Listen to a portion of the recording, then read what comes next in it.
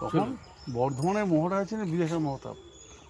রামুর বাবা রামকে যখন ত্যায্যপুত্র করলেন, রামন একেশ্বরবাদী ছিলেন, তো তিনি ইসলাম ধর্ম যেমন আছে একেশ্বরবাদ, অর্থাৎ আল্লাহর কোনো রূপ নেই, নিরাকার।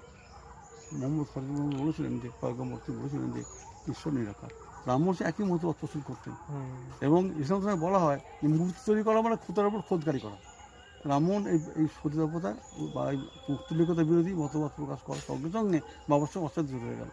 এবং তিনি এখানে জায়গা পাচ্ছিলেন না বাড়ি করার জন্য। পিতার ত্যায্যপুত্র করার পর তিনি বর্ধমান মহারাজা বিবেচন্দ্র মহাপাত্রকে বললেন, আমাকে একটু জায়গা দিন, আমি পিতা কর্তৃক বিতাড়িত, আমি পরিবারবর্গ নিয়ে ভেসে বেড়াচ্ছি, আমি বসবাসের জায়গা পাচ্ছি না, বসবাসের জায়গা পাচ্ছি না। তখন বর্ধমান মহারাজা তাকে দিলেন জায়গা বটে, শ্মশান দিলেন।